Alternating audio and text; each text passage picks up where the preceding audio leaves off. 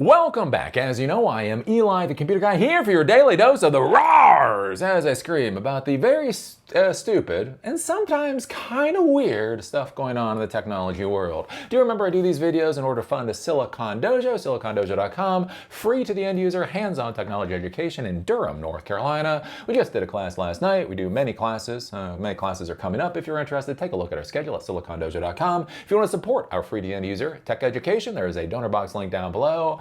And with that, let's go into things that make you go, I say. Because I actually find this to be a fascinating story, just to show you how certain people and certain companies get disproportionately punished for basically doing the same stuff everybody else is doing. Like, it's interesting, right? The whole disaster going on in Israel right now, right? The ethnic cleansing that Israel has been undertaking for the past number of years, and basically how much the United States has not simply supported the ethnic cleansing, but also actually funded it and provided significant resources. And the thing that's interesting that comes up is in the tech world. In the tech world, most of our technology companies are completely and utterly complicit in the destruction of the Palestinian society, right? Our technology companies are covered in the blood of the Palestinian babies that are being plowed into the ground. But the curious thing is that it only seems like Microsoft is paying the cost for it, which I find just to be a curious thing. Like, as a commentator type YouTuber, it's like a fascinating thing. Like, there's this whole thing, right, where the IDF is completely, trampling human rights by the Palestinians by collecting every single phone call that the Palestinians are making and basically storing that into a data center, right? So when this was found out by The Guardian and some other news organizations, this was broadcast around the world. You have Microsoft employees coming out and protesting and screaming, "Rah! This shows how evil Microsoft is." And again, however you feel about it isn't, but it's interesting that was the outcome of the story. Well, if you continued with that particular story, what it came out to be is that Microsoft said, "Oh, we shouldn't be involved in ethnic cleansing and war crimes." And so they said they're going to shut down that particular program, and the IDF said, yeah, they would shift it to AWS. Like, I'm not shitting you. Like, this was in the news, right? So basically, the support of war crimes that Microsoft was doing, the decision was made to shift the major corporation that was resourcing those war crimes to go from Microsoft to AWS, to Amazon. And in that process, nobody seems to say shit about Amazon.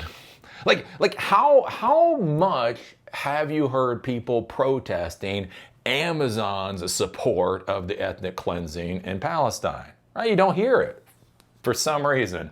Although it's also well documented. Again, you look at NVIDIA. NVIDIA, does a major amount of research in Israel for artificial intelligence. I wonder what highly powerful, incredibly fast artificial intelligence could power in Israel or Palestine, however you want to see it. Right? It doesn't take a whole leap of logic to kind of grasp what the fuck NVIDIA GPUs are being used in Israel for, but you don't see a lot of protests about NVIDIA.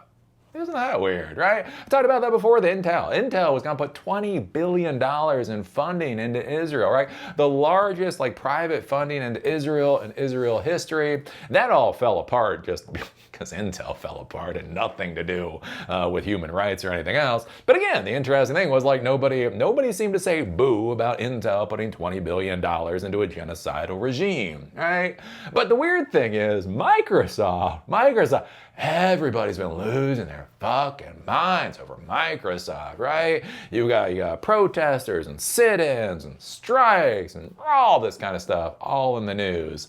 And it is just kind of one of those curious things. So what's going on right now is Irish authorities asked to investigate Microsoft over alleged unlawful data processing by the IDF.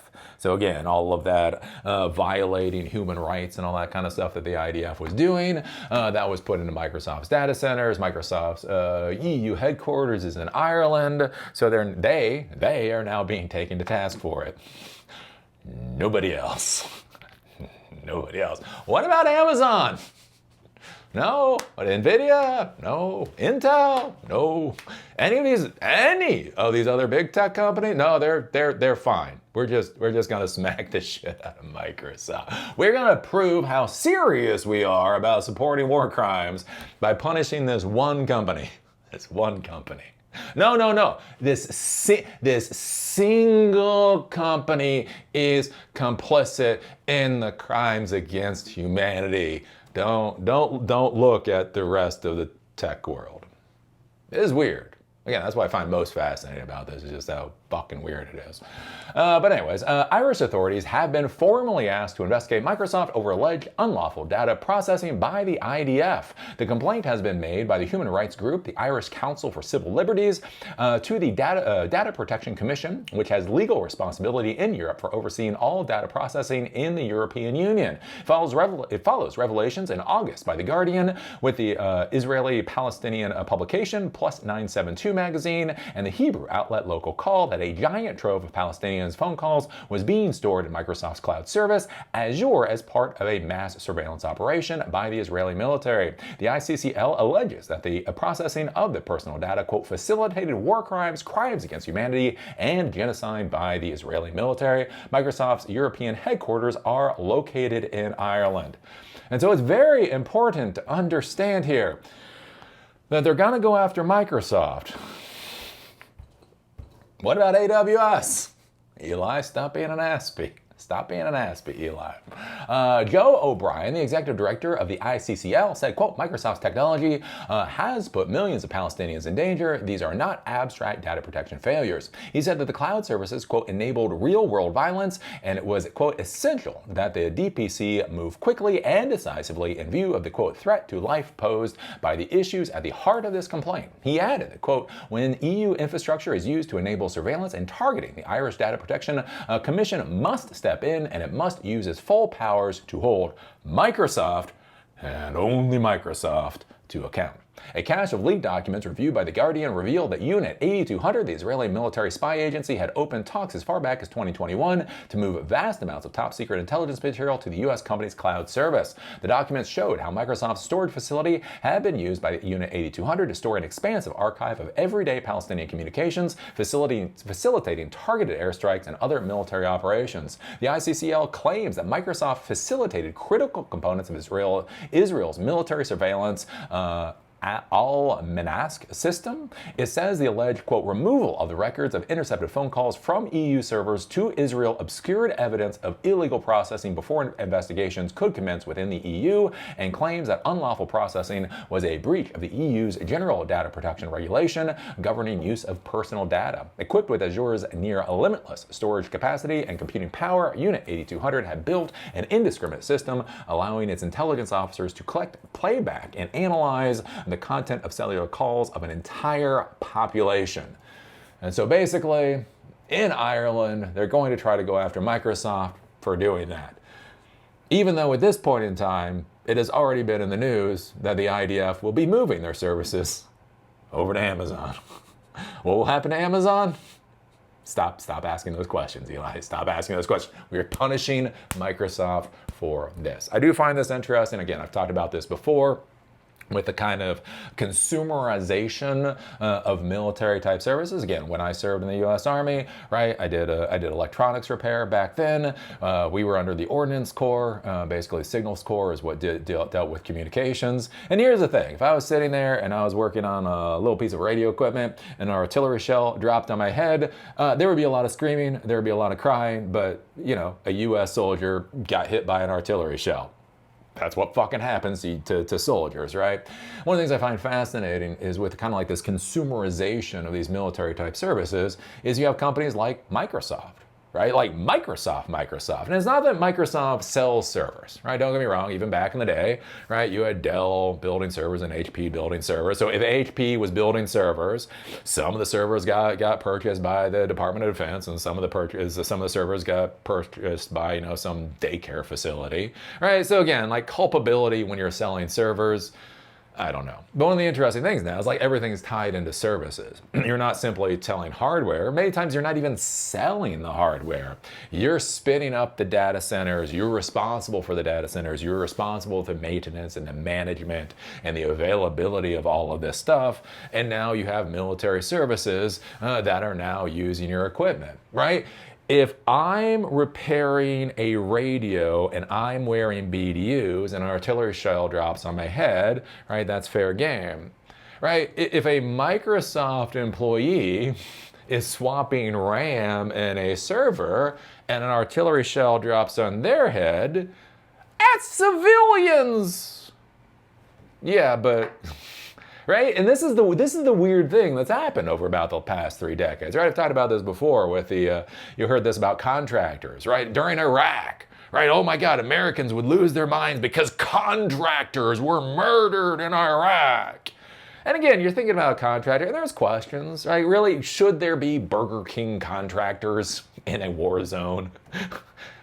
I don't think so, but okay, look, the whatever, the Iraqis don't fucking murder our Burger King burger flippers, right? But the interesting part was they're talking about these contracts, and then you start looking at the contract, and the contractors are like, these are fully armored soldiers with heavy fucking weapons on patrol with authority to kill Iraqis, and they got killed on patrol. I feel like we're arguing over their tax status and not really over the action, the services that they were providing to our military, right? It is a little bit weirder, right? And you think about that. You think about that with Elon Musk and SpaceX and Starlink. That Starlink is an integral component of the Ukrainian resistance, right? Starlink is literally being used on the battlefield in order to control robotic vehicles being used to kill Russians. And I'm not saying that satellite internet service should not be used to kill Russians or Ukrainians, right? I'm not saying it shouldn't be used in war. But the interesting thing now is that this is not a DoD product, right? This is not the communication net of the Department of Defense, of the Navy, of the Army, or whatever else, and they are allowing connections by an allied state. This is literally a civilian service being used to slaughter people. And that's what it is, right? Again, it's called a dehumanization. It's actually a process. It's a process that the military uses to convince soldiers that the other human beings that they're trying to shoot are not actually human beings. That's why you hear about destroying tanks. That's why you hear about downing aircraft. That's why when they talk about what these weapon systems do, they talk about the objects or the materials being destroyed. They don't talk about the 3 tank crew people that were blown up. These 3 tank crew people were burned the fuck alive by that particular munition that hit them, right? Because if you start thinking, well, these 3 people burned alive, and these 10 people burned alive, and these 20 people got hit by cluster munitions, right? You start to get a little bit queasy about how weapons are being used. If you simply talk about, oh, look at that tank blowing up, right? You don't have an emotional connection to tank. Fuck that tank. That's what the tank is for, to blow the fuck up, right? And so what becomes very interesting, though, is as we start to see more and more of these consumer technology companies ever more supporting the murder, the slaughter of human beings on either side, for good or for bad, I really do question when the lines of warfare deteriorate. right? The idea, the concept, and all of this is a concept. The concept of soldiers are legitimate targets and civilians are illegitimate targets. This is simply a concept that many people agree to. Once civilians become ever more integral into the killing of other people, the whole argument that civilians should be protected falls the fuck apart. Right? Again, like if Israel can bomb or artillery shell a hospital because Hamas supposedly has facilities underneath that hospital, why should Hamas not be able to start plinking Amazon geeks? And again, it's all funny. Look at this dumbass in his basement. It's like, oh, ha, ha. Why aren't Amazon geeks a legitimate target? And I've been through this fucking game before. It's all fucking funny until people start getting blanked. But anyways, another thing too with this is very interesting. Like, why are they going after Microsoft? Who did Microsoft piss off? Who did Microsoft piss off? Inquiring minds really want to know. So what do you think about this? What do you think about Irish authorities investigating Microsoft over their support of the IDF ethnic cleansing going on in Palestine right now? What do you think about the consumerization of military services being used to directly kill people? However you feel about the people being killed, right? One side or the other. Do you think that consumer services should be used for that? And what do you think? What do you think about the blurring of the boundaries of what the fuck is a civilian anymore? If I'm in BDUs and I'm supporting the military, I'm a legitimate target. If I'm not in BDUs and I'm supporting the military and I have a different tax status, I'm a civilian? Like, does that even, like, at what point is everybody like, yeah, no, that doesn't make sense either?